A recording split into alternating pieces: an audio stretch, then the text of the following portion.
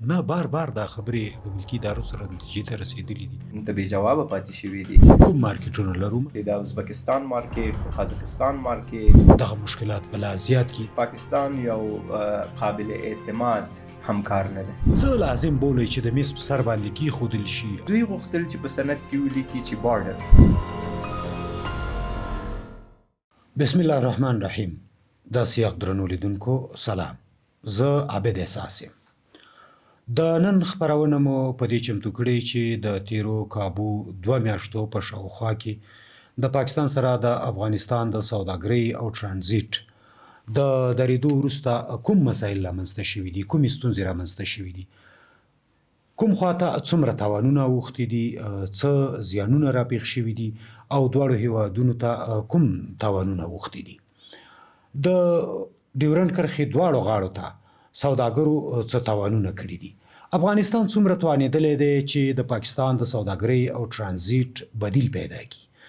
همدارنګه د افغانستان په بازارونو کې څومره هغه تشه ډکه شوې ده یا هغه مواد چې د پاکستان له لارې د افغانستان بازارونو ته راداخلېدل څومره د هغه تشه ډکه شوې، څومره هغه ضرورت رفع شوی دی. افغانستان په دې برخه کې څومره په هڅه کې دی او څومره وخت به ونیسي چې په مکمل ډول باندې د پاکستان د سوداګرۍ او د پاکستان له لارې د ترانزیت ضرورت رفع کړي، یا کومې لارې چارې دي چې د پاکستان سره په اصولي ډول باندې د نړیوالو معیارونو له مخې د سوداګرۍ او ترانزیت چارې بیرته پیل شي. همدارنګه د افغانستان دپاره څومره فرصتونه شته دي چې د نورو هیوادونو سره د خپل سوداګرۍ او ترانزیت لارې پرانیزي. په ورته وخت کې په دغه لنډه موده کې افغانستان څومره توانېدلی دی چې د تولید دپاره ستر کار وکړي تر څو پورې افغانستان په خپل ځان بسیا شي، په خپل کور بسیا شي او خپلې ستونزې په خپله حل کړي. د دې بحث لپاره را سره په سټډیو کې د سوداګرۍ وزارت پخوانی مرستیال او د افغانستان او پاکستان د سوداګرۍ په برخه کې د ترانزیت په برخه کې د مهمو بحثونو او سندونو د کمیسیون یا د هغې د کمیټې مهم غړی ښاغلی سلیمان بن شاه صاحب دی. بن شاه صاحب تاسو ته هرکلی وایو د سیاق سټډیو ته. ډېره زیاته مننه احساس صاحب.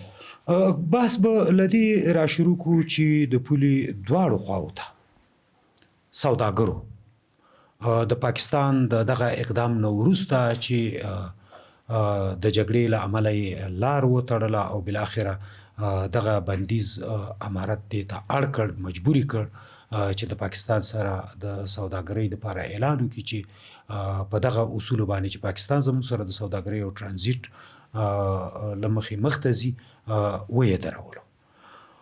څومره زیانونه اوښتي دي او افغانستان بالخصوص څومره تاوان کړی؟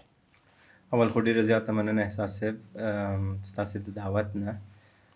زه فکر کوم چې د شخړه او د شخړې په نفس د دروازو تړل دا نوې خبره نه ده. دا د افغانستان خصوصي سکتور دپاره د افغانستان او د پاکستان د تجارت په تاریخ کې اول وار نه دی. څو وارې داسې شخړې رامنځته شوي دي، که هغه وړې وي او که غټې شخړې وي. متاسفانه هر وار پاکستان دروازه تړلې او د هغې اغېزه زموږ په تجارت شوې ده او دا تجارت دوه اړخیزه تجارت نه چې د پولې په دواړو خواو ته خلک په دې کې بوخت دي، د هغوی کاروبارونه دي، د هغوی زیانمن شوي دي او دا زیان څوک داسې نشي ویلی چې اخواته ډېر دی او که دخواته ډېر دی. زما په نظر زیان دواړو خواو ته اوښتی دی. ولی اصله خبره موږ تاسې دپاره دا ده چې که په اعدادو او ارقامو باندې خبرې کوو بیا باید محلویشونه معلوم کړو. مثلا نشو کولی ووایو چې په 2 میاشتو کې فلاني ډېر تاوان وکړو او موږ کم تاوان وکړو. موږ تاسې باید خپل د تحلیل لپاره یو منطقي چوکاټ ولرو او بیا په هغه چوکاټ کې شننه وکړو چې تاوان د چا ډېر دی. زما په اند چون زه تقریبا حدودا 12 کاله کېږي په همدغه موضوعاتو کې دخیل یم، په مذاکرې د دوه اړخیزو مذاکرو کې هم دخیل وم او یو څه موده مې د مذاکرې مشري هم کړې ده. زما اندازه دا ده او زما فکر دا ده چې په لنډ وخت کې شاید افغانستان زیان وویني، ولې په اوږد مهال کې موږ تاسې یو منطقي ګټې ته رسیږو. د افغانستان د پاکستان خواته چې کومې دروازې تړلې دي، دا دروازې هم موږ ته د ټرانزیت په موضوع کې مهمې دي او هم زموږ د صادراتو، ځکه موږ ډیری صادرات پاکستان ته ځي او د پاکستان نه هند ته ځي او همداسې د پاکستان د لارې نورو هیوادونو ته هم ځي. نو پس که موږ وګورو شاید زیان د افغانستان صادراتو ته هم اوښتی، ولې که اخواته وګورو شاید د هغوی تاوان په ارقامو کې لا ډیر وي، ځکه چې د افغانستان د لارې نه پاکستان هر کال مرکزي اسیا ته په سلهاوو میلیونه ډالر سوداګري توکي لیږي، مالونه لیږي، میوې لیږي او د لارې د بندېدو د وجې اوس هغه ټرانزیت د افغانستان د لارې نه کیږي. پس که ارقامو ته وګورو، که اوږدمهال ګټه او زیانونو ته وګورو، زما نظر دا دی او زه فکر دا کوم چې افغانستان د زیانونو سره چې د دروازې په تړلو راپورته کیږي دومره نه دی. یعنی دا هم ونه وایو چې دا زیان نه دی، یو افغانۍ هم زیان دی، ولې په اوسني شرایطو کې چې زه ګورم پاکستان ډیر تاوان کوي. ابشار صاحب، افغانستان د پاکستان دپاره نږدې او ارزانه بازار دی. د پاکستان توکي د افغانستان په بازارونو کې ټول خرڅېږي، که هغه ساختماني مواد دي، که هغه خوراکي توکي دي، حتی که هغه د ماشومانو د لوبو توکي دي، د دوی دپاره افغانستان یو بازار. تاسې په دغه برخه کې په معینیت کې پاتې شوي یاستئ، د دغه خبرو اترو مشري مو کړې ده. هغه وخت ولې نتیجې ته نه رسېدی؟ که لږ د دې موضوع بګراونډ ته ورشو او په هغې باندې بحث راوکړو چې پاکستان هغه وخت څه ادعاوې لرلې، څه مسایل دوی مطرح کول، څنګه دوی دا بحث تاسو سره مخ ته وړل، ولې نتیجې ته ورسره نه رسېدلی؟ هغه ستونزې هغه وخت څه وي؟ د هغه وخت اوس وخت ستونزو هغه توپیر څه دی؟ ډیره مننه. فکر کوم چې د ستونزو او د ستونزو تر شا هغه منطق ډیر نه دی بدل شوی. ستونزې تقریبا په مغه بڼه دي او دغه ستونزو د ایجاد شاته چې کوم منطق دی هغه منطق هم نه دی بدل شوی. متاسفانه د افغانستان او پاکستان تجارت ته په پاکستان کې خصوصا د امنیتي اړخ نه کتل کیږي. دا هغوی دپاره د افغانستان موضوع او د افغانستان سره د تجارت موضوع، د هغوی نظامی او د هغوی سیاسي مشران دوی ته همیشه د یو امنیت د سترګو، د امنیت د عینکو نه کتلي دي او دا یو ډېره غټه بدبختي ده، ځکه چې موږ تاسې هر کله یو موضوع ته د نظامی عینکو نه وګورو او سیاسي مسایلو ته ترجیح ورکو، بیا هغه په سوداګرۍ باندې ډېره اغیزه کوي او په سیاسي چوکاټ کې شاید موږ تاسې دا وویلی شو چې د هغوی خواته کومه اغیزه ده هغوی ته هغوی بې تفاوته دي. یعنې په دې معنا چې خپلې سیاسي ګټې او نظامي ګټې ورته ډېرې مهمې دي، نه دا چې ورته د سوداګرۍ موضوعات مهم دي. او په دې کې که د هغوی خواته هم څوک زیان ویني دوی بې تفاوته پاتې شوي دي. که ستونزو ته مشخص وګورو، د افغانستان د پاکستان ترمنځ اولنی تړون په 1965 کې وشو او دویم تړون په 2010 کې وشو او دغه څو کاله حدوداً 15-40 کاله همدغه یو سند د افغانستان او د پاکستان ترمنځ تجارت او ترانزیت ته یو حقوقي بڼه ورکوله. په 2010 کې چې کله افغانستان هغه وخت د اشغال لاندې و، دلته جنگ روان و او د پاکستان سره تجارت موږ تاسو یو لوړې کچې ته ورسېده. د کال 2001 نه را په دې خوا تر کال 2014 پورې داسې کال هم احساس صاحب راغلی دی چې پاکستان موږ تاسې ته د 8 میلیارډو ډالرو خواوشا د کال توکي را لیږلي دي. څنګه چې تاسې وویلې ساختماني مواد، خوراکي مواد، مصرفي مواد، حتی د کوچنیانو د لوبو شیان کنه. او دغه موږ تاسې چون په خپل وطن کې تولید نه درلوده نو مجبورتاً موږ تاسې دا واردات درلودل او چون پاکستان د جغرافیې لحاظ نه هم ډیر مهم ده او طبیعي ده چې د تجارت پخوا نه را روان ده، نو پاکستان همیشه په دې کې ډیره ګټه کړې. ولې ستونزې هماغه ستونزې وې چې کله دروازې تړل، که وړه خبره به وه که غټه خبره وه دروازه به تړل کېدله. دغسې مونږ په کراچۍ کې د ټرانزیټ مسایل درلودل، د هغې خوا نه فشار واردول، د تاجرانو مالونه هلته په څو ورځو پاتې کېدل، د ډیمریج مسایل. همدغسې وار په وار هر اونۍ تقریبا نوې تګلارې پیشنهاد کېدلې، نوې خبرې کېدې. نو پس موږ تاسې دا ویلی شو چې تړونونه چې کوم امضا شوي وو یا خبرې به چې کومې کېدلې هغې هیڅ نتیجه نه ورکوله. ولې چې په عمل کې، په میدان کې، په پلو باندې د هغې نقص کېده، د تعهداتو نقص کېده، د هغه مادې چې په تړونونو کې ذکر شوې وې هغه به خلکو، اشخاصو، مسؤلینو، ډېر زه ویلی شم مختلف اداراتو البته چې د دې تعهداتو نقص به یې کوو او دغه ستونزو د لاسه به همیشه تجارت باندې اغېزه وه، همیشه به تاجر صدمه لیدله او همیشه به دواړه اړخ ته کاروبارونو صدمه لیدله. او دا لامل هم د دې کېده چې سرمایه ګذاري تاسې که وګورئ د دواړو ملکونو په یو بل کې، په یو بل هیواد کې تقریبا د نشت په حساب ده، ځکه چې اعتماد وجود نه لري. امین شاه صاحب، همدغه مهم بحث دی دا د تعهداتو ماتېدل.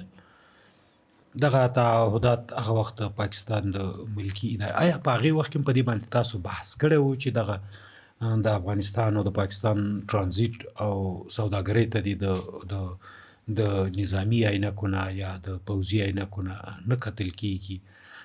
په دې باندې بحث شوی او کومې نتیجې ته هغه وخت ونه رسېدی پې؟ دا ډېر ښه سوال دی احساس صاحب. زه به لږ تاسې ته سریزه ووایم د چا په اصطلاح. 2010 کې چې کوم تړون د پاکستان او د افغانستان ترمنځ امضا شو، اپټا بلې و، دا د ټرانزیټ تړون ده چې د دواړو ملکونو ترمنځ ده. او دغه تړون 15 کاله دپاره وخت درلوده او په تړون کې لیکل شوي دي چې که 15 کاله بعد دواړه هیوادونه ونه توانیږي چې یو بل تړون منځته راشي، همدغه تړون به نورو 15 کلونو ته غځېږي. یعنې په دې معنا چې د 2010 نه تر 2020 پورې د دې تړون یو حقوقي حیثیت درلوده. متاسفانه په 2014 نه وروسته تر 2019 پورې 3 کاله د پاکستان سره سیاسي مسایل دې حد ته ورسېدل چې په تجارت باندې دواړو هیوادونو هیڅ خبرې نه کولې، هیڅ مذاکره نه کېدله. ولې چې کله 2019 کې دا مذاکره آغاز شوه، زه مستقیما په هغې مذاکره کې دخیل وم او زمونږ ټکي د اول نه د مذاکرې په سر همدغه وو چې مونږ تاسې به تجارت د سیاست نه او د شخړو نه او د مسایلو نه بیلوو. دا زمونږ اولنۍ غوښتنه وه د هغوی نه. 3 کاله خواوشا تقریبا 2021 پورې کار وشه چې د دې سند بدیل پیدا کو او مونږ داخل کې وتوانېدلو چې دغسې یو سند چې هغه د دواړو ملکونو تجارت ته لا خواله وبخي، وده ورکي. مونږ وتوانېدلو چې یو ډرافټ، یو مسوده جوړه کو او په دې سلسله کې احساس صاحب تاسې باور وکړئ په لسهاو مجالس، په لوړه سطحه، په تخنیکي سطحه، هم په کابل کې، هم په اسلام آباد کې، هم آنلاین د ویډیو کال د لارې ترسره شول. او دا یو ډېر طولاني مغلقه پروسه وه. زمونږ طرف هڅه دا وه چې مونږ خپل خصوصي سکتور په دې پروسه کې دخیل کو، د هغوی مشورې واخلو او مسؤلین یا هغه متخصصین چې په دې برخه کې کار کوي د هغوی ملګرتیا را سره وي او بالاخره مونږ یو سند آماده کړ. ولې چې کله د مذاکرې ته لاړو متاسفانه مونږ ونه توانېدلو چې د پاکستان او د افغانستان ترمنځ دا نوی سند لاسلیک شي او د لاسلیک د هغوی تعهد ترلاسه نه شو.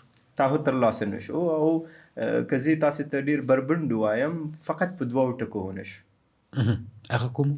هغه ټکي دا و احساس محترم، اوله غوښتنه زمونږ دا وه چې افغانستان او پاکستان دواړه ملکونه به په د نړیوالو قوانینو او د نړیوال سازمان چې د تجارت یا د سوداګرۍ نړیوال سازمان دی چې د ملل متحد په چوکاټ کې دی او افغانستان او پاکستان دواړه یې غړي دي، د هغې د اصولو په رڼا کې به خپل تړونونه او خپل تجارت مخکې وړو. زموږ اولنۍ غوښتنه دا وه ځکه چې دې موږ ته یو څه ثبات رابخه دې خبرې او موږ دا خبره ډېر په کلکه نیولې وه.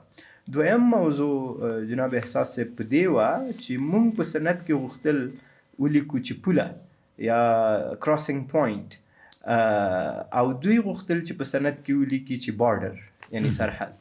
دغه دوه ټکو بالاخره د دومره پروسه او دومره خبرې او دومره مذاکرې نه پس هم موږ ونشو کولی چې فقط د دغه دوه ټکو د لاسه دغه نوی سند امضا شي او دا خبره همغسې پاتې ده.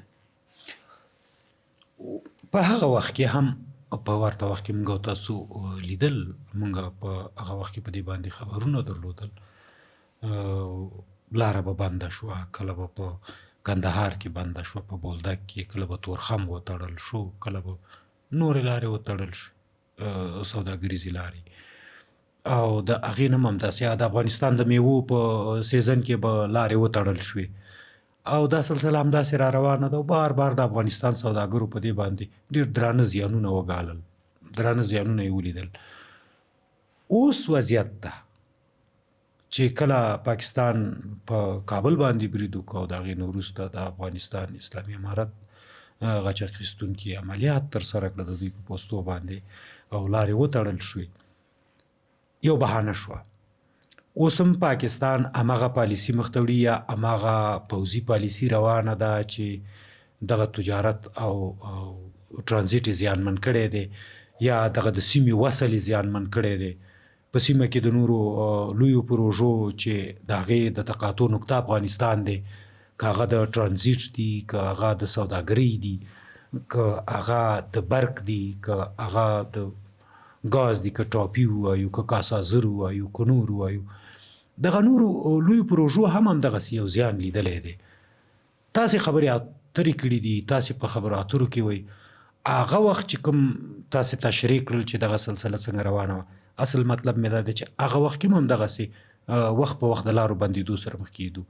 اوس او هغه وخت د پاکستان د پالیسیو توپیر څه دی؟ زه ډېر توپیر نه وینم احساس صاحب، ځکه چې د هغوی د پالیسۍ هغه منطق تر اوسه هم نه دی بدل شوی.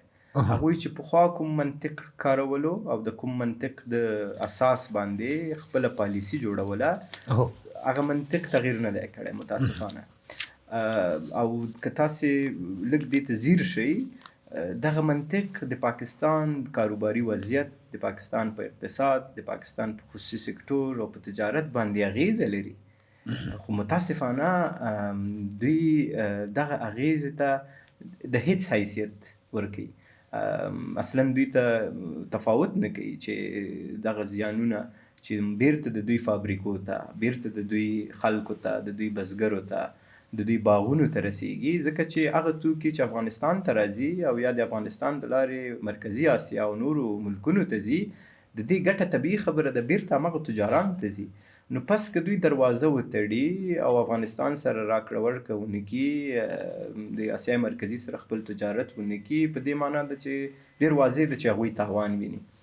او دا تاوانونه شاید دوی مخکې هم لیدلی وي، خو د تیرو 20 کالو جنګ په اوږدو کې احساس صاحب دوی د افغانستان بازار نه اعظمي ګټه پورته کړه. د دوی د وارداتو کچه که تاسې وګورئ چې افغانستان ته دوی څومره توکي رالیږل او دلته څومره توکي مصرفېدل، دوی د هغې په ګټه باندې هم پوه دي. یو نقطې ته چې زه غواړم دلته اشاره وکړم هغه دا دی چې افغانستان دا اول وار نه دی، 4-5 کاله د اسلامي امارت پوره کېږي لګیا دي، او په دې 4-5 کلونو کې هم هر کال موږ تاسې شاهد د دې یو چې د میوې په وخت کې، د کار په وخت کې دروازه تړلې ده. او موږ تاسې په فارسي کې یو متل یا اصطلاح لرو که به تنگ آمد به جنگ آمد، نو بالاخره هغه حوصله سر ته رسیږي. د خوشبختۍ خبره دا ده چې زه غواړم په دې هم وغږېږم، الحمدلله په افغانستان کې هغه مواد چې مصرف یې ډېر دی او زموږ تاسې عام ولس ته ضرورت دی، د هغې لارې نه دي بندې شوي. د افغانستان خصوصي سکتور ډېر یو قهرمان قشر دی زموږ ستاسې، که هغه ورونه دي، که خویندې دي، که هغوی مالونه افغانستان ته راوړي او که مالونه د افغانستان نه لیږي، دا ډېر تکړه خلک دي او دوی ځان ته لارې پیدا کوي. حکومت هم ډېر ګړندي ګامونه اخیستي دي، ورته متوجه دی، پس مونږ ډېرې بدیل لارې پیدا کړي دي احساس صاحب. تاسې عملاً ګورئ په بازار کې نرخونه دومره نه دي جګ شوي. الحمدلله وافر مقدار کې غلې، توکي، هر رقم ته مواد چې تاسې وغواړئ بازار کې پیدا کیږي. پس اغیزه په مونږ باندې د دروازې تړلو هغه عمره نه ده. الحمدلله زمونږ بازارونه اوس هم مستحکم دي، باثباته دي، او دا زمونږ تاسې دپاره ډېر یو ښه خبر دی. شاید په تېرو کلونو کې مونږ تاسې دا احساس یا دا تجربه نه وي کړي. دا اول وار دی چې مونږ تاسې تجربه کوو، او دا زمونږ تاسې داسې یو تجربه ده چې مونږ تاسې کولی شو په دې باندې نور لا وده ورکړو دې وضعیت ته. زمونږ تاسې شمالي او غربي دروازې پرانیستلي دي. که تاسې عملاً وګورئ په منطقه کې د پاکستان نه علاوه مونږ تاسې 15 نور ګاونډیان لرو. د هغوی سره وضعیت زمونږ ستاسې ډېر ښه دی. یعنې که زه ووایم په مشخصه توګه د ازبکستان سره، د چین سره، حتی د تاجکستان او ایران هم زه پکې شاملولی شم، ویلی شم چې د هغوی سره روابط ښه دي. پس تجارت هم ورسره ډېر ښه دی. او بیا د سیمې د هیوادونو نه هم د دې هیواد د ګاونډیانو د لارې نه افغانستان ته تر اوسه په د توکو په وارداتو صادراتو او وارداتو باندې کومه مانیت نشته دی. زه تاسو ته بیخي په ډاډ ویلی شم. زه څو ورځې مخکې مزار ته لاړ وم، اول ته مې د مزار او د بلخ تجارانو سره ولیدل. تاسې یقین وکئ چې خلک دا اوس لګیا دي، دې دپاره کوشش نه کوي چې ویلېږي. عملاً دا اوس موږ تاسې توکي صادریږي، هم تر روسیې پورې ځي، تر اسیا مرکزي هیوادونو ته ځي، د ایران د لارې ځي. نو هدف مې دا دی چې موږ تاسې درسته ده چې شاید یو څو ورځو دپاره، یو څه وخت دپاره د صادراتو په برخه کې زیانمن شوي یو، ولې په اوږد مهال ویش کې موږ تاسې دغه تاوان په ګټه بدلیږي، ځکه چې موږ تاسې خلک خصوصي سکتور دې ته مجبوره کیږي او مجبوره شوي دي چې د یو دروازې نه او په یو هیواد باندې ځان تکیه ونه ساتي، نورې لارې پیدا کړي. عملاً نورې لارې پیدا شوي دي، پخوا ورته کار شوی دی، اوس ورته کار کې لګیا دی. او زمونږ تاسې صادرات دا اوس د نورو لارو نه هیوادونو ته او خپلو مارکیټونو ته رسیږي. د وارداتو په هکله ما تاسو ته عرض وکړه چې زمونږ ستاسې په مارکیټونو باندې دومره اغېزه نه ده شوې. قیمتونه ثابت پاتې شوي دي. زه چې څومره تجارانو سره غږېدلی یم، اوس هم د دوی په ګدامونو کې وافر مقدار باندې توکي موجود دي، او انشاءالله زه مطمئن یم چې دغه وضعیت که لږ یو څه نور هم وځنډېږي، موږ تاسې باندې به دومره اغېزه ونه اوسېږي. ولې سره د دې خبرو زما امید دا دی، زما هیله دا ده چې کابل او اسلام آباد دواړه دې مسایلو ته جدي پاملرنه وکړي، خبرې اترې شروع کړي، او په یو نوي بڼه باندې په نوي ضمانتونو سره خپل تجارت بیرته بحال. مونږ صاحب دې بحث ته ورځو، یو بل څه باندې چې غواړم ستانه څو پوښتنې وکړم. د پاکستان یا بالخصوص د خیبر پښتونخوا نه چې کوم توکي افغانستان ته راتلل، بله موږ تاسو پوهېږو چې زموږ د خلکو ژوند په ټیټه کچه دی. دوی د نړۍ د برانډ کمپنیو لباس نه استعمالو، همدغه د پښتونخوا د خیبر پښتونخوا د کوچنیو کمپنیو تولیدات یې کارول، همداسې که ساختماني توکي وو په هغه په یو نړیوال سټنډرډ باندې موږ تاسو ته نه راتلل، که درمل وو. د دوی د دغه توکو دپاره بل بازار شته یو، او بل بحث دغه دی چې د هند سره د پاکستان اړیکې هغسې دي، ایران خودکفا هیواد دی، د دې وجې نه دوی بازار موندلی شي د دغه توکو دپاره، کوم چې په افغانستان کې مصرفېدل. د دوی څومره فابریکې لکه څنګه چې هلته د خلکو چغې ووتې، هلته خلکو مظاهرې وکړې، هلته خلکو غونډې وکړلې، هلته خلکو په سوشل میډیا باندې بحثونه وکړل چې دوی د غټو نقصانونو سره مخ دي، د دوی کمپنۍ ودرېدلي دي، د دوی ټرانزیټ ودرېدلی دی، هلته ډېر خلک بیکاره شوي دي. د دغه کم کیفیته توکو دپاره بل مارکیټ شته په سیمه کې، او همدارنګه د افغانستان نه بغیر بل څوک د هغې مصرفونکي دي؟ دا ډېر مهم سوال دی احساس صاحب، ځکه چې که هغه فابریکې، هغه باغونه، هغه تولیدي خونې چې سوداګري توکي به د افغانستان په نیت جوړول، تولیدول او هڅه یې دا وه، هیله یې دا وه چې دا به افغانستان ته صادریږي یا د افغانستان د لارې نورو مارکیټونو ته صادریږي. هغوی سږ کال ونه شو کولی چې هغه خپل هدف ته ورسیږي. او دا احساس صاحب داسې د 1 میلیون 2 میلیونو ډالرو خبره نه ده، دا په لسهاوو میلیونه په سلهاوو میلیونو ډالرو خبرې مونږ تاسې کوو، او دا ډېر غټ تاوان دی. متاسفانه شاید زه یو ښه جواب تاسې ته ونه لرم چې آیا د دې توکو دپاره بل ځای کې مارکیټ شته او که نه، خو څومره چې زه پوهیږم زما فکر دا دی چې نه، افغانستان بلې د هغوی دپاره یو مارکیټ، ما څنګه تاسو ته مخکې عرض وکړو، یو وخت داسې راغلی دی چې د کال 8 میلیارده ډالرو توکي دلته راغلي دي د پاکستان نه، او که دا وروستۍ کلونه مو ګورو خواوشا 2.5 میلیارده ډالر تجارت و تر د سږ کال او پروس کال پورې. نو هغه ټول مواد اوس نه راځي احساس صاحب، نو هغه تاوان دی، او هغه تاوان بیرته په فابریکهدار او په دکاندار او په بزګر، او دا اکثره چې دي د پولیا غاړه دي، اکثره په پښتونخوا کې دي، یو څه به شاید په نورو سیمو کې مو اوسیږي. ځکه زموږ خلک غریب دي، خپل پسه بل هیواد ته لیږي صادروي، خو د پاکستان د میخو غوښه په افغانستان کې کارول کیږي. دقیقاً فقط دا موضوع دې پورې محدوده نه ده چې مالداري، که تاسې فکر وکړئ په زراعتي توکو کې، په هغه توکي چې مثلا د افغانستان بهترین انار صادریږي، د افغانستان بهترین انځر صادریږي، د افغانستان بهترین جلغوزه صادریږي، د افغانستان تاسو فکر وکړئ هر هغه توکي چې دلته بزګر د وینو د زړه په وینو ساتي، رالویوي، خدمت یې کوي، مونږ تاسې د ورځې په آخر کې هغه نورو هیوادونو ته لیږو، ځکه چې وطن ته بیرته د مصرف راشي هغه نه لرو ته ولې دې دم دی چې تجارت چون ګټه ده، هغه ګټه یې مونږ تاسو ته راځي. خبره په دې کې ده چې افغانستان د خوا نه همیشه کوشش دا شوی دی چې زمونږ پراخ صادرات اوسیږي پاکستان ته او د پاکستان د لارې هند ته، خو متاسفانه که په تړونونو کې وګورو او که په عمل کې وګورو، زمونږ دروازې دوی ته همیشه خلاصې وي. دوی کولی شو چې د اسیا مرکزي سره تجارت وکړي، ولې بدبختانه زمونږ مالونه تر واګې پورې رسیږي، او در واګې نه بیا په یو بل میکانیزم باندې هند ته وړېدل کېږي. مونږ اجازه نه لرو چې مونږ دا مستقیم تجارت وکړو، دا د نړیوالو قوانینو خلاف دی، دا د اصولو خلاف دی. دا که زه تاسو ته ډېر واضح ووایم، تجارت هم راکړه درکړه ده.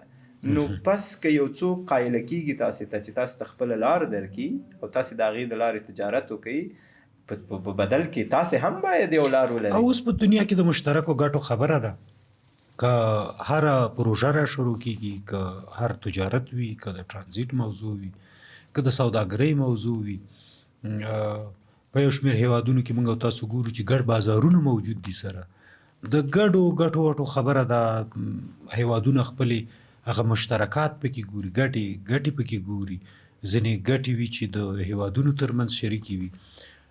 خو یو بل اړخ باندې غواړم چې تاسې نه پوښتنه کوم، تاسې په مخکې یو څه خبرې وکړلې، خو زه غواړم چې بلا تفصیلي خبرې وکړم. هغه عمده لاملونه چې د دې خبرو اترو په لړ کې وو، یا چې موږ نه یو کامیاب شوي، یا پاکستان نه دي غوښتي چې د افغانستان او د پاکستان د ترانزیت او د سوداګرۍ مسایل په دایمي توګه باندې حل شي، که په هغه عمده لاملونو باندې وغږېږئ، په هغې باندې خبرې وکړو چې هغه عمده لاملونه څه دي. ولنه زه فکر کوم چې څو اړخونه دي یا څو دلایل کیدلی شي چې تاسې پې فکر وکړئ او هغه لاملونه ګرځېدلي دي چې ولې زمونږ او ستاسې د پاکستان سره تجارتي سوداګریزې اړیکې، د کاروبار د راکړې درکړې دا کومه پروسه چې ده د همیشه خنډ سره مخ ده، همیشه په دې کې یو جنجال ده. یو بحث خو ما تاسو سره وکړ چې تجارت د سیاست سره پیچل شوی ده، او په نظامی عینکو افغانستان ته کتل کیږي، پس د افغانستان سره تجارت ته هم په همغه عینکو کې کتل کیږي، تحلیل کیږي، او پس تصمیمونه په همغه عینکو کې اخیستل کیږي یا په همغه زاویه په همغه لینز کې یعنی اخیستل سیاسي کیږي. فشار په توګه ورته کتل شوي. بله سیاسي فشار په توګه نه صرف ورته کتل شوي دي، په وارهاو د دې نه استفاده شوې ده چې سیاسي فشار وارد شي. دروازې تړل تاسو خو ماشاءالله ښه تجربه لرئ احساس صاحب، تاسې لیدلي دي چې دروازه یو وار نه ده تړل شوې، دروازه په وارو تړل شوې ده. په وارو د افغانستان د ترانزیت تجارت اموالو ته سوداګرو ته زیان رسیدلی دی. یو خو دغه موضوع ده چې باید ډیر واضح وي.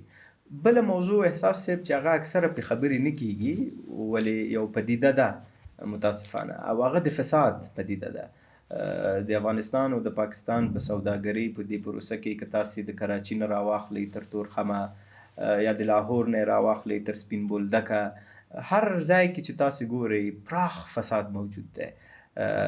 د مسیلونو تر کچې په مختلفو ځایونو کې په مختلفو نامو باندې په مختلفو رقمو باندې خلکونه پیسې اخیستل کیږي، او دا فساد دومره غټه پدیده ده اوس په تجارت کې احساس صاحب چې نه پرېږدي طبیعي تجارت وده وکړي. خنډ کله قصدي وي، قصدي خنډ بیرته د هغه سړي جیب ډکوي څوک چې فاسد دی. نو پس هغه مسؤلین، هغه قوانین، هغه تړونونه چې د دواړو ملکونو په یو بل سره تعهد هم کړی وي، چون عمل کې نقص کیږي، ماتیږي د فساد د لارې، پس نتیجه صفر ده. ځکه چې کوم د افغانستان او د پاکستان ترمنځ که پخوانی تړون هم تاسې وګورئ په هغې کې هم دا خبره ده چې د سیاست نه به تجارت لرې ساتو، ولې متاسفانه عمل کې موږ تاسې ګورو چې هم سیاست نه بیلیږي او هم د فساد پراخ شتون دی. دې ډېر زیات دا لامل ګرځېدلی دی چې دا پروسې ډېرې خرابې شي. ولې که نږدو کې موږ تاسې ته وګورو د دروازو وار په وار بندول، د نوو مقرراتو راویستل، د تړونونو تخنیکي تړونونو نه پلي کېدل، دا هغه هر څه دي چې په وارو خلکو تجربه کړي دي او بالاخره وضعیت تر دې حالته را رسېدلی دی بدبختانه. هغه ملکي ادارې چې تاسو ورسره خبرې کړي دي یو وخت نه بار دا خبرې د ملکي ادارو سره نتیجې ته رسېدلي دي، او کله چې یو وار تړون مات شوی بیرته تاسې خبرې کړي دي بیا یو نتیجې ته د ملکي ادارې سره رسېدلي یاستئ، د هغوی جواب دې مسایلو ته څه وي؟ هغوی همیشه د لارې وضعیت د افغانستان پخوا خو البته جنگ ته به ډېره اشاره کېدله، د وضعیت ناسموالي ته به ډېره اشاره کېدله، د پروسو نه تطبیق ته به اشاره کېدله. ولې زه تاسو ته که ډېر داسې سپین ووایم، ملکي ادارو یا د ملکي ادارو مسؤلینو بدبختانه یا متاسفانه په میز په سر کله بې جواب هم پاتې کېدل. که زه تاسو ته بیخي رښتیا ووایم، اکثره مجلسونو کې ملکي ادارې د ملکي ادارې مسؤلین موږ ته بې جوابه پاتې شوي دي. بعضې مسایلو کې بعضې ځایونو کې ملکي ادارو دا منلې ده، د هغې مسؤلینو دا منلې ده چې د هغوی وس نه رسېږي. داسې غوښتنې د پاکستان وې چې دغه ډراپ دی زمونږ دا واخلئ او دا زمونږ ستاسو تړون دی یا د دې د مخې ما سره مخ ته لاړ شئ، یا زمونږ دغه غوښتنې دي مطلق دا واخلئ دي زمونږ د غوښتنو سره سم موږ سره مخ ته ځئ. داسې څه مو شاید د سند په شکل کې ونه اوسېږي، ولې بلې د میز په سر په مذاکره کې د هغوی غوښتنې واضح دي، هغوی او دا څه پټې غوښتنې هم نه دي، او زمونږ غوښتنې هم ډېرې واضح دي. خو مشکل دا دی چې کله د مذاکرې میز ته دواړه هیوادونه ناست دي، خبرې اترې شوي دي، نتیجې ته ډېر په سختۍ رسېدلي دي، او که بیا رسېدلي هم دي عمل پرې نه دی شوی. او زه فکر کوم چې خبرې تړونونه د اعتماد دپاره آغاز کېدلی شي، خو د اعتماد د ساتلو دپاره کلیدي کردار نه ادا کوي. کله چې میکانیزم عملي شي، کله چې تعهد عملي شي، او څه چې دواړو ملکونو یو بل سره ویلي وي په تجارتي پروسه کې هغه ټول تطبیق شي، بیا اعتماد جوړیږي. متاسفانه موږ پاکستان سره هیڅ وخت دغسې اعتماد ته ونه رسېدو، ځکه چې همیش به د خبرو اترو نه بعد په عملي بڼه کې مشکلات پیدا کېدل. که زه تاسو ته ډېر مشخص ووایم، د هغوی غوښتنې دا دي چې موږ نشو کولی هند ته مستقیم صادرات ولرو. موږ نشو کولی چې د هند نه مستقیما د واګه او د لاهور په لاره واردات ولرو. هند نه هم موږ توکي واردوو لکه چې نورو ملکونو نه واردوو، درمل دي، لباس دي، نورې خبرې دي. نو پس د ملکونو حق دی د یو بل سره د تجارت، او په دغه حق کې پاکستان د معلومو دلایلو د لاسه موږ تاسو سره همکاري نه کوي او دغه غوښتنه نه مني. د هغوی غوښتنه همیشه دا وي چې پرته له کوم خنډ او ځنډه د هغوی مال، د هغوی سوداګري توکي د افغانستان له لارې مرکزي اسیا ته ورسیږي. او دا د هغوی همیشه غوښتنه ده، همیشه یې ویلي دي. که تاسې تړون وګورئ او همداسې مو ګورئ، موږ تاسې حدوداً 4 یا 6 دروازې د هغوی د تجارت په مخه پرانیستلې وي همیشه. او تر دې بندېدو پورې، تر دې شخړې پورې هم تاسې کولی شئ ارقام وګورئ چې په دغه بندرونو د لارې اسیا مرکزي ته پاکستان هر کال حد اقل دا 3 کاله په سلهاو میلیونو ډالرو تجارت کړی دی. او موږ کله هم داسې ډېر موانع نه دي. ګورئ احساس صاحب، که یو چیرته امنیتي مشکل هم پیدا کیږي یا یو تشویش هم پیدا کیږي، اصول دا وایي، نړیوال اصول دا وایي چې تاسې به یو مشخص مهالویش پورې استثنا کوئ، یو شی به دروئ، مشکل نه ده.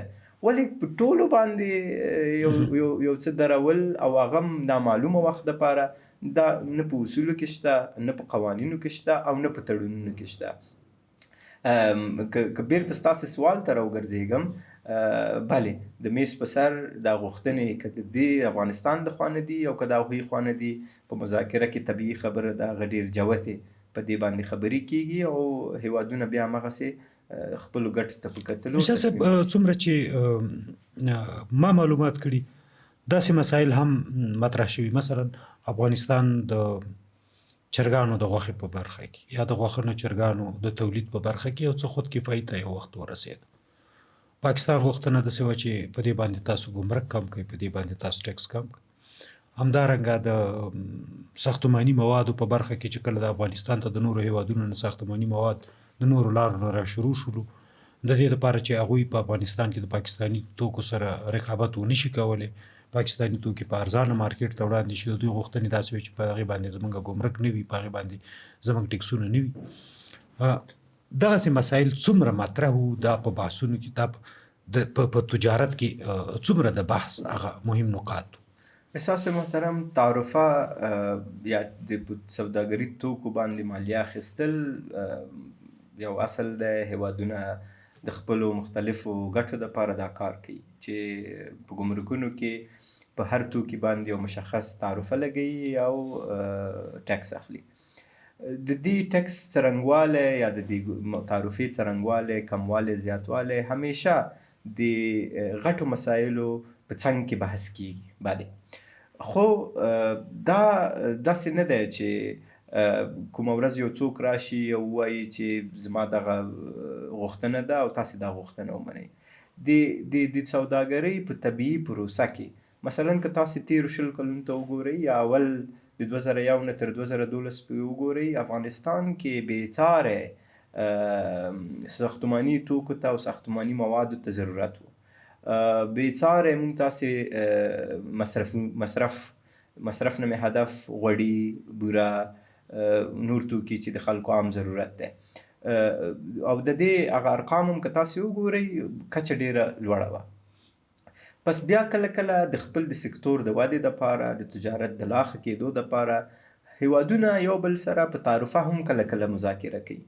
او په 2014 کې د پاکستان د خوا یو تړون پیشنهاد شو، او هغه تړون چې نوم یې ورته پریفرنشل ټریډ اګریمنټ وایي و. پریفرنشل ټریډ یا ترجیحي تجارت هغې ته وایي چې که ته د هر بل هیواد نه توکي واردوې، ستونزه نشته، خو زما د هیواد نه چې کله تا ته توکي راځي، تعرفه به یې ټیټه وي. او برعکس همغه هیواد چې کله پیشنهاد کوي، هغه دې ته هم حاضرېږي چې که ستا د وطن نه کوم توکي زما وطن ته راځي، زه به هم یو څه مقدار تعرفه ټیټوم. ولې اصل بحث تخنیکي دی. کوم توکي، څومره تعرفه. مثلا فکر وکړئ، موږ تاسې زښته ډېره میوه لرو، زراعتي توکي موږ تاسې ډېر دي.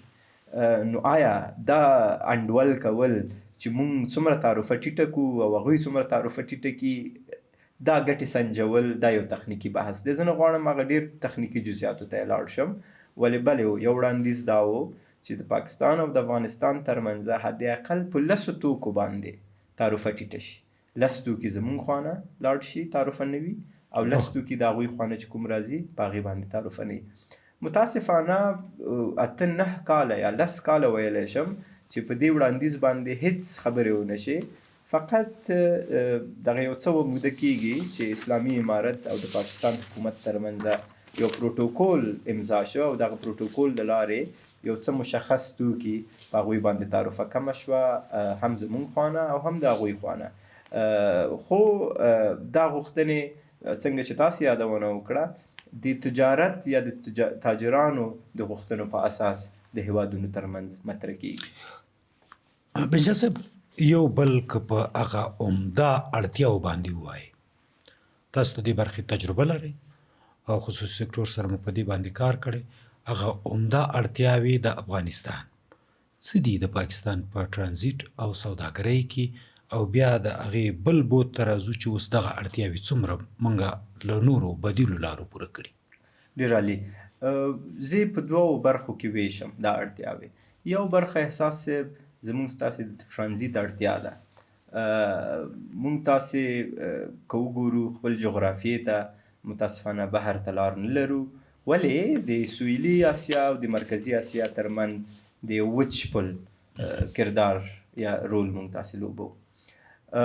که زه تاسې ته ډېر مشخص ووایم، زمونږ ستاسې غټه اړتیا پاکستان ته د ټرانزیت اړتیا ده. ټرانزیت اړتیا په دې معنی چې هغه توکي چې مونږ تاسې د نورو هیوادونو نه غواړو افغانستان ته راوړو، هغه مجبوراً د پاکستان د بندر د لارې راشي او په پاکستان کې مزل وکړي او بالاخره افغانستان ته داخل شي. نو طبیعي خبره ده چې کله حالت ښه وي، روابط ښه وي، دا هر څه ښه روان وي.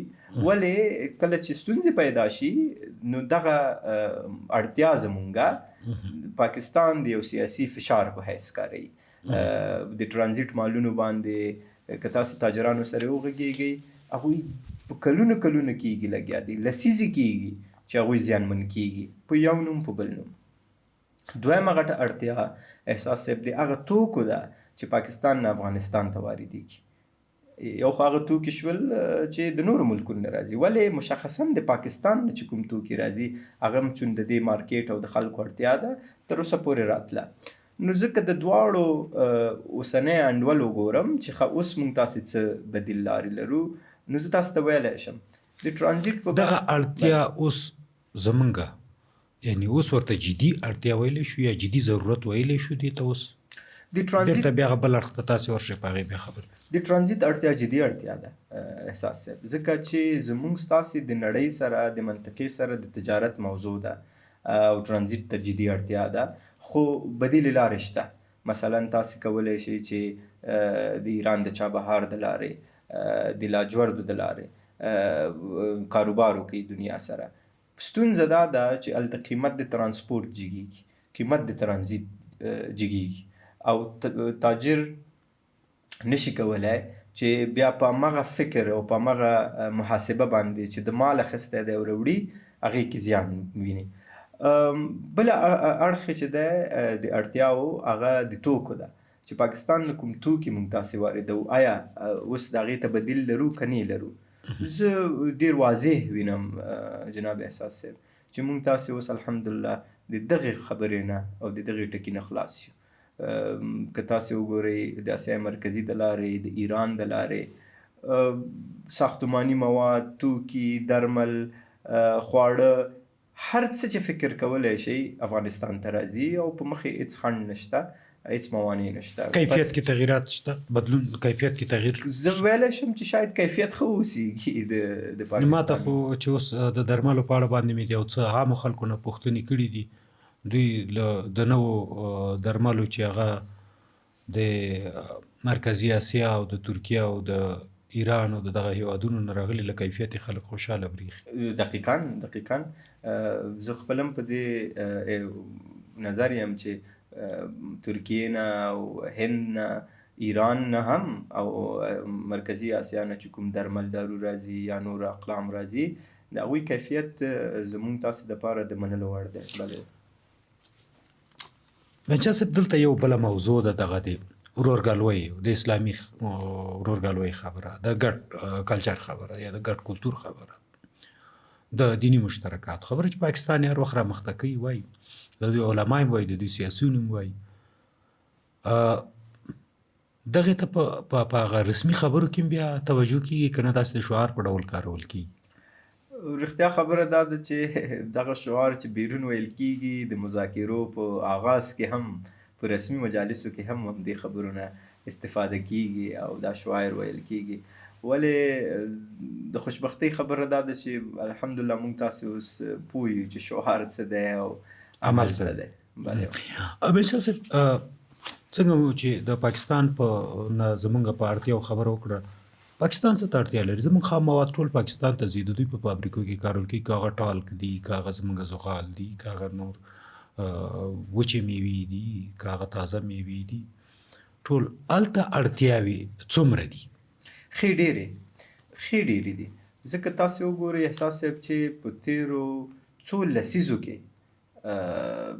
فکر کوم کله نه چې پاکستان جوړ شوی دی زمونږ ستاسې د وطن نه پاکستان ته زراعتي توکي، خام مواد، معادن، یعنی د هر شي دپاره پاکستان مارکیټ او دلته یو ډیر مهم بحث دا دی احساس صاحب چې هغه فابریکې، هغه سوداګر، هغه خلک چې په دې تجارت کې بوخت وو او د پولې اغاړه دي نو اوس تجارت نشي کولی، د هغوی آینده به څنګه کېږي؟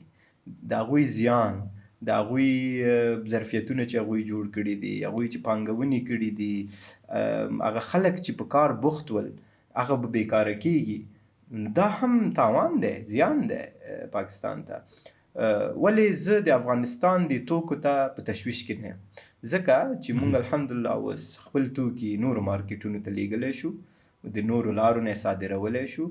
همدغه معادن، زراعتي توکي او هر څه چې په افغانستان کې تولیدېږي هغه موږ تاسې ډېر کولی شو چې د په همدې کې لږ تفصیلي بحث وکړئ چې زمونږ توکي موږ په سیمه کې په دغه سیمه کې د خپلو توکو دپاره کوم مارکیټونه لرو؟ مثلا زمونږ د ټالکو دپاره، زمونږ د زغالو دپاره، زمونږ د کاني موادو دپاره، زمونږ د خامو موادو دپاره، د دې دپاره کوم ښه مارکیټونه دي؟ که دې باندې لږ تشریح وکړئ. ګوره احساس صاحب که تاسې د تېرو 20 کلونو ارقام واخلئ زمونږ تاسې عمده صادراتي توکي ټول تقریبا زراعتي توکي دي. یعنې که تاسې زمونږ صادرات واخلئ او دغه صادرات ته وګورئ نو 80% 80 نه تر 80% توکي چې دي هغه زراعتي توکي دي. هر کال تولیدېږي، هر فصل کې تولیدېږي او په هره جغرافیه د افغانستان کې تولیدېږي. د دغه توکو تقاضا په خلیج کې شته، په اسیای مرکزي کې شته، ان ته په اروپا کې شته. ولې موږ تاسې چون دغه وطنو سره راشه درشه، راکړه درکړه دم نه لرله او د هغې غټ یو حد اقل د اسیای مرکزي او روسیه او اروپا سره چې دا مسیرونه نه فعالېدل، په دې کار نه کېده، ټولو کې غټه خبره جنګ و. اوس الحمدلله امن دی، 4 کاله ډېر کار وشه. زه تاسو ته ډېر په ډاډ او اطمینان وایم چې د ازبکستان مارکیټ، د قازقستان مارکیټ او همدغسې تاسې فکر وکړئ د کسپین د لارې اذربایجان او ترکیه او ان تر اروپا پورې دا اوس تقاضا موجود ده او دا اوس خلک کار کوي، لګیا دي چې خپل صادرات د هغې لارو ولیږي. ان زه تاسو ته دا هم ویلی شم چې زموږ د خصوصي سکتور سره دولت او نور ډېر داسې کومک کوونکي ادارې دي چې عملاً ورسره دا اوس کار کوي چې مونږ تاسې صادراتي توکي د ازبکستان د لارې، د عقینې د لارې، د ترکمنستان د لارې، ان د ایران د لارې او د چابهار د لارې نور مارکیټونو ته ورسېږي. بنشا صاحب تازه دا د ایران کومه غونډه چې په ایران کې جوړه شوې وه د ولسمشرانو د ځانګړو استازو او د بهرنیو چارو وزارتونو استازو پکې برخه اخیستې وه. د ایران د بهرنیو چارو وزیر د افغانستان په دغه جغرافیایي موقعیت او دغه د وصل په نقطه او د تجارت په اهمیت باندې خبرې وکړلې او هغوی د افغانستان اهمیت په سیمه کې ډیر مهم یاد که او وی ویل چې افغانستان د وصل نقطه ده د افغانستان د تجارت د سیمې د تجارت لپاره به د افغانستان سره په ګډه باندې کار کوو. په دغه برخه کې مخکې ما یادونه هغه پوښتنه کې وکړه چې دې بحث ته به راځو. د سیمې د وصل نقطه د افغانستان څنګه چې تاسو وویل یو د وچې پول دی، دغه اهمیت پاکستان څومره زیانمن کړی دی، بیا یې څومره د زیانمنېدو هڅه کوي او د سیمې د هیوادونو رول په دې کې څه کېدلی شي، د سیمه ییزې سوداګرۍ د ودې په وړاندې څومره خنډونه رامنځته کوي، د سیمه ییز ټرانزیټ په وړاندې څومره خنډونه رامنځته کوي. همدا اوس دوی د چین سره داسې تړون لري چې د سیپیک له لارې د یو سړک او یو کمربند لاره د سیمې د هیوادونو سره وصل کړي، د نړۍ سره وصل کړي، خو د هغې لاره افغانستان دی، د هغې د وصل نقطه افغانستان دی. دغې کې څومره زیانونه اړوي، دوی ځان ته څومره زیانونه اړوي او د سیمې څومره غبرګونونه به وپاروي، د سیمې اقتصادي ودې ته څومره ضربه رسوي. ډیر په ځای سوال دی. زه رښتیا خبره درته وکړم، منتظر یم چې د منطقې هیوادونه په شمول د ایران د دې غونډې په پای کې بالاخره پاکستان ته او افغانستان ته څه پیام لري. زه منتظر یم چې دا پیامونه زه وګورم. ګورئ، افغانستان د منطقې د وصل نقطه ده، په دې کې هیڅ شک نشته. موږ تاسې دا خبرې نور نه تیوري ده، نور نه دا خوب ده احساس، دا اوس یو واضح حقیقت ده. که دا څوک مني فکر کوم ګټه کې ده، که د دې څوک منکر کیږي هغه به تاوان کوي. پاکستان په خپله دې پالیسۍ سره منطقې ته هم زیان اړوي او ځان ته هم زیان اړوي او دا کافي زیان ده. ګورئ، موږ تاسې که د غټو منطقوي پروژو ته وګورو، په هغې کې څو شیونه ډېر مهم دي. یو د تلو راتلو د مال د لیږلو پروژې دي، سړکونه دي، د ریل پټلۍ دي او ورته. بل بحث د انرژي بحث ده. سویلي اسیا یو ډېر غټ فقدان د انرژي سره مخ ده. ورځ په ورځ تقاضا د انرژي ډېریږي، ولې تولید کچه هماغسې ټیټه پاتې ده. پس پاکستان او سویلي اسیا په عموم کې برق ته ضرورت لري، ګازو ته ضرورت لري چې خپل تولید وکړي، کارخونې وچلوي، خپل خلکو ته انرژي ورسوي. افغانستان که موږ تاسې وګورو په دې پروژو کې بیا د وصل نقطه ده، ځکه د ریل پټلۍ د افغانستان نه تیریږي، سړکونه به هم د افغانستان نه تیریږي او تاسې عملاً دا چارې ګورئ لګیا یې. د ټاپي مسله، د کاسازر مسله او ان تر ټوټاپ پورې چې برق ده او هغه هم د برق پروژه ده تر پاکستان پورې پلان شوې ده.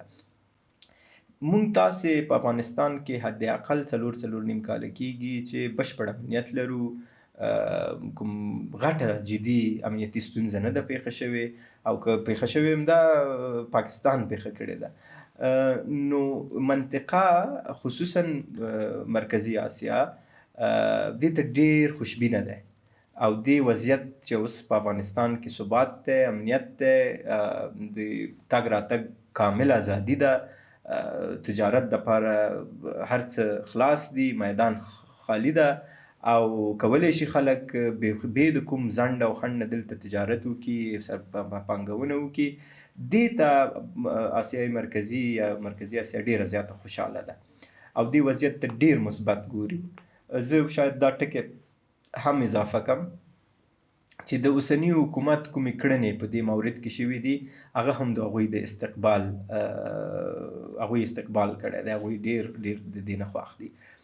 نو پس اوس موقع ده احساس صاحب چې موږ تاسې دغه د منطقې اتصال چې کوم خوب دی دا عملی شي، دا په یو حقیقت بدل شي او یوازینی خنډ اوس تاسې ګورئ چې بیرته همدغه د شخړو د لاسه د اجنډا ته، د مفکورې ته یو زیان رسیږي. بلې طبیعي خبره ده. منشا صاحب، څومره به پاکستان د خپلو خصوصي سکتور د غبرګونونو سره مخ شي، څومره به هغه ستونزې چې د دوی د پالیسیو د وجې رامنځته کېږي یا د دوی د سیاستونو له وجې رامنځته کېږي د دوی ملکي ادارې به څومره وننګوي، د دوی خصوصي سکتور به څومره وننګوي، د خلکو اقتصاد به څومره وننګوي. په کافي اندازه که دا مسله او دا ستونزه حل نشي او همدا وضعیت چې موږ تاسې فعلا پکې یو دا دوام پیدا کړي، مطمئن اوسئ چې د پاکستان ملکي ادارې، د پاکستان خصوصي سکتور، هغه خلک چې په کاروبارونو کې بوخت دي، وظایف لري او همدغه د کاروبار او د تجارت د لارې خپل فامیل ته یا ځان ته نفقه پیدا کوي، دا ټول متاثره کیږي دی نه، دا ټول زیانمن کیږي او دوی به تاسې وکتل چې پراخ غبرګونونه شول، خلکو احتجاج وکړ، راووتل، عملاً خپل هغه احساسات خلکو ته یا حکومت ته وړاندې کړل.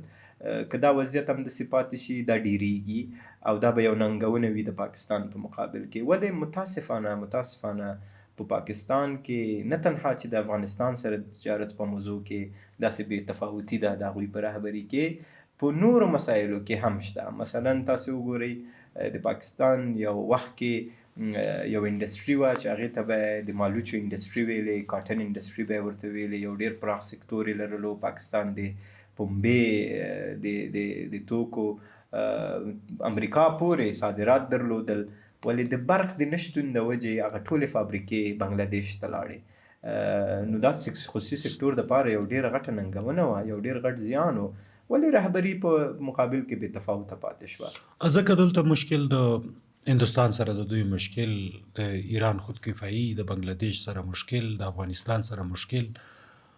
سوداګرو ته دا فرصت پاتې نه دی چې دوی د پاکستان نه خپل تولیدات وباسي، د پاکستان نه ول بل مارکیټ پیدا کړي.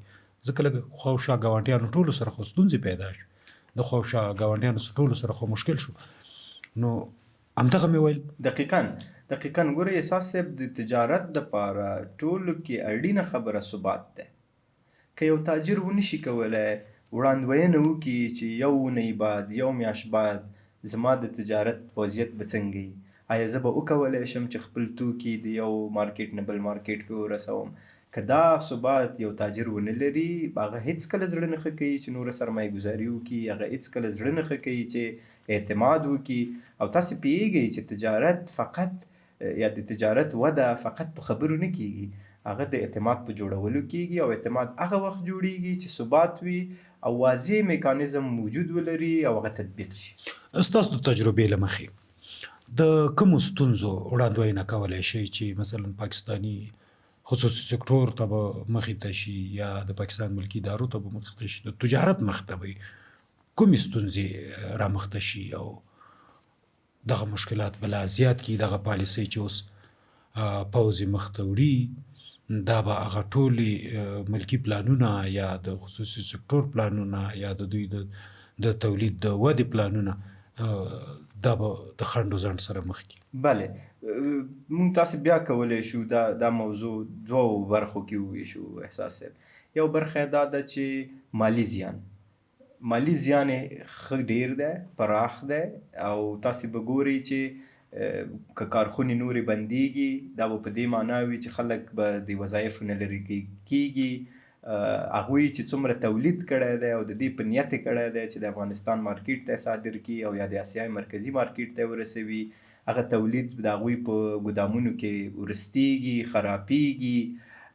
دوی که دغه عاید په لاس را نه وړي، د نوي کال دپاره آمادګي نشي نیولی، نو پس د تجارت او د پانګونې او د کارخونو په ځایونو کې به تاسې تشنج وګورئ، د خلکو احساسات به پارېږي او زه فکر کوم اجتماعي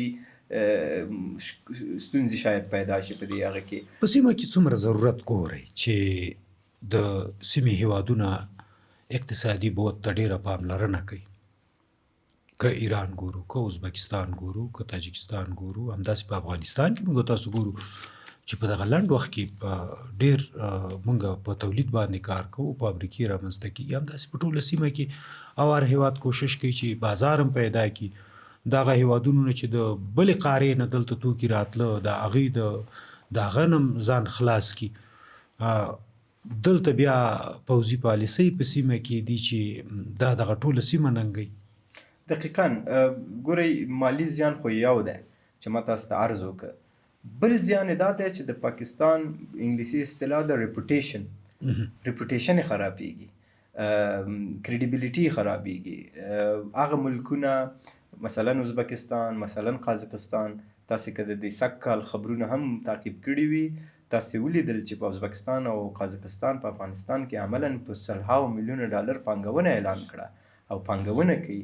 ریل پټلۍ جوړیږي، سړکونه جوړیږي، د تجارت او راشه درشې امکانات ډیریږي. دروازې پرانیستل ولې یا خواته دروازه بنده ده، دې خواته موږ تاسې ډېر کوشش روان دی چې اړیکې ښې شي، تجارت ډیر شي، امنیتي تشویشونه ډیر کم شوي دي. بلکې زه به ووایم چې موږ تاسې دې خواته همسایګان هیڅ کوم تشویش خاص نه لري.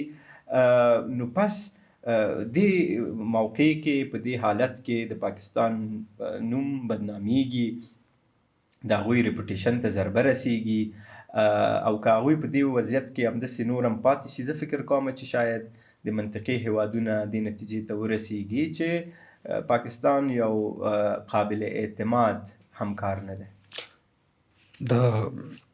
څنګه چې تاسو وویل، همدغه د افغانستان د دروازو پرانیستل، د نورو هیوادونو سره لارې چارې پرانیستل، دلته سرمایه ګذاري کول، دلته د ریل او تر موږ او ستاسو ښارونو ته ریل پټلۍ راورسېدلې، لویې لارې پرانیستل شوې.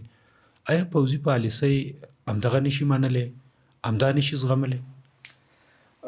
شاید زه تاسې که یعنی دا پوښتنه موږ تاسې په اسلام آباد کې مطرح کړو، شاید یو ډېر ښه جواب پیدا کړو. ولې بل شاید منطق دا واوسیږي یا دلیل دا واوسیږي چې بیخي هېڅ جواب پیدا نه کړو. خو زه چې دې موضوع ته څومره ګورم جناب احساس صاحب، تاسې وګورئ په دې څلورو کلونو کې په خوست کې، په پکتیکا کې، په ننګرهار کې، عین په کابل کې د پاکستان د پوځ د خوا نه حملې وشوې. او تاسې فکر وکړئ چې زموږ تاسې د یو همسایه بل د خوا نه کومه داسې پیښه نه ده منځته شوې. مش صحیح ده، یو څه ستونزې به په سرحدونو باندې، په پولو باندې قناعت حاصل شوی دی او یا خبرې دریچې معلومه شوې چې له کومه ځایه. دقیقاً بیرته خبرې شوې دي. پس که موږ تاسې په منځ کې یو وړه ستونزه پیدا کېږي او بیا جیټ رالوزي او هغه حمله کوي، دا فکر کوم چې چاته د منلو وړ نه ده او هیڅوک یې نه مني. پاکستان باید په دې فکر وکړي چې د خپلو خلکو، د منطقې د خلکو ثبات، د هغوی د اقتصادي وده، د هغوی اقتصادي وضعیت څنګه ښه کېدلی شي او په هغې کې ډېر مثبت رول ولوبوي. او که د افغانستان آبادي د خلکو د چا په نظر کې یو خنډ اوسیږي، نو شاید یو طبیعي فکر وي، دا یو داسې قصه وي چې د احساساتو باندې ولاړه وي. خو تاسې دې ته هم فکر وکړئ چې کله هم د افغانستان او د پاکستان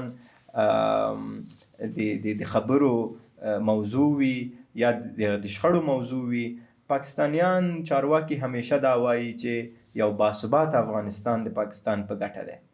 نو آیا که باثبات افغانستان د پاکستان په ګټه وي، نو پاکستان ولې د بې ثباتۍ سبب ګرځېږي او افغانستان بې ثباته کوي؟ بچا صاحب، یو پوښتنه بله دا مطرح کومه، بیا بیرته دې ته راګرځو چې د میز په سر باندې په څه بحثونه وشي، څه کېښودل شي. خو له دې وړاندې د خیبر پښتونخوا سوداګرو ته قصدن زیان اړول کېږي یا د دوی د ځپلو هڅه ده د پاکستان د دغه پوځي رژیم لخوا یا د پوځي پالیسیو له مخې د دوی د ځپلو هڅه ده، د دوی د سوداګرۍ د له منځه وړلو هڅه ده، او که غواړي چې دوی نورو لارو چارو ته مجبور کړي. زه فکر کوم احساس صاحب چې دغه ستونزه د کابل او د اسلام آباد ترمنځ د 2-3 کالو کې موږ تاسو ته روښانه شوه. زه نه غواړم چې هغه لاملونو ته وګرځېږم یا هغه واقعاتو ته وګرځېږم چې دا وضعیت رامنځته کړه. ولې تاسې دقیق وفرمایل چې د پولې دواړه اړخه، مخصوصا د کوزي پښتونخوا تاجر، بزګر، د کارخونې خاوند، هغوی په دې کې زیان مومي. کاریګر بلې، او ورته نور مسایل، ترانسپورت دی او دوکانونه دي او نور ډېرې خبرې دي، ډېر یو غټ قشر په دې تجارت کې بوخت دی، هغه ټولو ته زیان رسیږي. زما خبره تاسو ته دا ده چې د پاکستان نظامی او سیاسي رهبري د دغه تاوان او د دغه زیان په مقابل کې بې تفاوته ده. هغوی ته هیڅ کوم احساس د دې نشته دی چې یا دا تاوان دی او یا دا زیان دی، او دا بدبختانه ډیر د افسوس ځای دی. منشا صاحب که خبرو ته پاکستان سره بیرته راګرځي، افغانستان اسلامي امارت ورسره بیرته خبرو اترو ته راګرځي، څه لازم بولئ چې د میز په سر باندې کېښودل شي او بیا څومره اطمینان شته دی چې پاکستان به بیا نقض نه کوي، بیا به هغه تعهدات نه ماتوي؟ ډیر مهم احساس صاحب. زه فکر کوم چې ستونزه که هر څومره غټه وي بیرته د خبرو اترو د لارې حل کېدلی شي، او د وضعیت او د شخړو دوام فکر کوم چې د چا په ګټه نه دی، ځکه دې سره ډیره بې ثباتي راځي، د منطقې اقتصاد یو بل سره پیچلی دی. تاسې باور وکړئ زموږ ستاسې د دوه اړخیزه شخړې نه ټوله منطقه زیان لګیا دی. ویني زموږ ستاسې اسیا مرکزي کې چې کوم ګاونډیان دي، نور ګاونډیان دي، ځکه چې اقتصاد یو بل پورې تړلی دی د هیوادونو، او دغه یو کړۍ چې خراب شي ورپسې بله کړۍ خرابېږي، ورپسې بله کړۍ خرابېږي. نو زما هیله دا ده چې افغانستان او پاکستان بیرته د میز په سر کینی، خبرې اترې شروع کړي. ولې؟ یو څو شرایط شته. اوله خبره مې دا ده احساس صاحب چې واضح ضمانتونه موجود وي چې کله په کومه کچه وي دا ضمانتونه؟ دا ضمانتونه په غټ سیاسي سطح باندې هم کېدلی شي، په دې کې منطقه هم رول لوبولی شي، او موږ تاسې دواړه هیوادونه کې دومره متخصصین الحمدلله لرو احساس صاحب چې هغوی یو نوی میکانیزم رامخته کړي. ګورئ تاجر کله چې زیان مومي د هغه زیان د پوره کولو دپاره باید لار ولري. که تخلف کیږي، که د تړون د هوکړې نقص کیږي، موږ تاسې باید واضح کړنلاره ولرو چې بالاخره تاجر ته به پور څوک ورکوي، د تاجر تاوان به څوک پوره کوي. کله چې دغسې موارد په تجارت کې دخیل شي احساس صاحب، بیا حکومتونه ډیر جدي کیږي، بیا د تخلف او د نقص کېدلو مسایلو ته ډیر توجه کوي چې څوک یې ونه کړي، ځکه چې د ورځې په آخر کې که تاجر زیان مومي هغه ته باید پور ورکړل شي، او چون دا بیا مالی مسایل دي او خبرې دي، دا یو لار کېدلی شي چې یو د لارو نه کېدلی شي چې د پاکستان او د افغانستان په منځ کې واوسیږي. دویم پیشنهاد مې دا دی چې یو ګډه کمیټه باید جوړه شي د دواړو ملکونو ترمنځ، دواړو هیوادونو ترمنځ، او په پوله باندې مشترک یو پروسه آغاز کړي د نظارت، وګوري چې دا پروسې د تجارتي پروسې چې دي که په ګمرکونو پورې اړه لري او که په لاره کې د ترانزیت مسایل دي. دغه ګډه کمیټه د هغه ضمانتونو د چتر لاندې باید خپل فعالیت بیرته آغاز کړي او یو څه مهالویش باندې بیرته دواړو اړخونو ته خپل ګزارشونه وړاندې کړي. او دریمه موضوع چې زه غواړم دلته یاده کړم، خصوصي سکتور که زموږ خواته دی او که اخواته دی، دا بیرته باید په دې پروسو کې دخیل شي. د دوی د اړیکو د لارې، د دوی د تجارت د لارې باید بیرته خبرې اترې آغاز شي، او نه تنها خبرې، د دوی سوالونه، د دوی غوښتنې، د دوی احساسات باید زموږ تاسې په آینده پروسو کې، په آینده خبرو کې انعکاس پیدا کړي، ځکه چې موږ تاسې خلک او موږ تاسې تجاران نور نشي زغملی چې د ډیر د نړیوالو اصولو په خلاف دوی نور زیانونه وګوري. نو زما فکر دا دی چې دا دوه درې خبرې کېدلی شي، حد اقل د خبرو اترو د شروع یو ټکی کېدلی شي. منشا صاحب، موږ په دغه وروستیو کې چې کوم خبرونه ترلاسه کړي دي، د سوداګرۍ وزارت وایي چې د پاکستان د لارو د تړلو وروسته 400 پانګوالو ته ځمکه ویشل شوې ده، او هغه کوشش به وشي چې هغه توکي تولید شي د پاکستان نه زموږ جدي اړتیا وه. دغه به څومره زغم ته ضرورت ولري چې موږ د ډیرو توکو د وارداتو نه چې د پاکستان نه وو، د هغې نه خودکفا شو، په کور دننه یې تولید کو، او د دې بیا هغه آینده ګټې به څه وي؟ انشاءالله ډیر زر احساس صاحب. که تاسې دا پوښتنه ما نه یو څو کاله مخکې کړې وای، شاید زما ځواب ډیر بدل وی. ولې زه عملا تاسو ته معلوم ده څو کاله کېږي چې په همدې سکتور کې د تاجرانو سره، د صنعتکارانو سره، د بزګرو سره، که نور سکتورونه دي زه ورسره کار کوم، زه ورسره همکار یم او د هغوی د حالت نه او د وضعیت نه خبر یم. افغانستان کې د صنعت د ودې دپاره ډیر کار شوی دی الحمدلله، هم په تیر حکومت کې شوی هم په دې حکومت کې شوی دی. زموږ تاسې صنعتي پارکونه د همدې خبرې دپاره حمایت کړل شوي دي چې موږ تاسې وکولی شو حد اقل هغه توکي چې د کور دننه یې تولیدولی شو همدلته یې تولید کړو. او که زه تاسو ته د 10 کالو یو مختصر گزارش درکم، هغه دا دی چې حد اقل 130 شاید 130 نم ډیر شي، 1.5 نم شاید ډیر شي توکي سکتورونه موږ تاسې په وطن کې اوس خود کفایو په خپل وطن کې جوړیږي. اکثره خام مواد په وطن کې دي، ولې د بعضې توکو دپاره تاسې مجبوره کیږئ چې د بیرون نه خام مواد راوړئ. نو د خام موادو باندې تعرفه ډیره ټیټه ده، د ماشین آلاتو په راوړلو باندې هیڅ تعرفه نشته، نه مخکې و نه اوس شته. دا هر څه هغه څه دي چې موږ تاسې په ځان بسیانۍ په مسیر کې موږ تاسې سره کومک کوي. او که دا ثبات چې موږ تاسې حد اقل دا 4 کاله په افغانستان کې تجربه کو احساس صاحب، که دغه ثبات پاتې شي، زه تاسو ته اطمینان درکولی شم چې افغانان د افغانستان صنعتکاران به انشاءالله په ډیره لنډه موده کې نور فابریکې جوړې کړي، نور توکي به هم په کور دننه تولید شي. یوازینۍ خبره په دې کې بله دا هم ده چې د افغانستان هغه توکي چې موږ تاسې نه لرو یا د بیرون نه صادرول، مثلا ساختماني مواد، که تاسې سیمنټ فکر وکړئ یا داسې نور شیونه فکر وکړئ، د هغې دپاره هم په کور دننه هڅې روانې دي. یعنې مثلا تاسې سیخ ګول که وګورئ، موږ تاسې اوس هېڅ ضرورت نه لرو چې د بیرون نه سیخ ګول وارد کړو. حتی کاشي به د نورو هېوادو وارد. دقیقاً موږ تاسې تقریبا 10,000 ټنه تر 12,000 ټنه پورې سیمنټ تولیدوي، تقاضا 15,000 ټنه ده.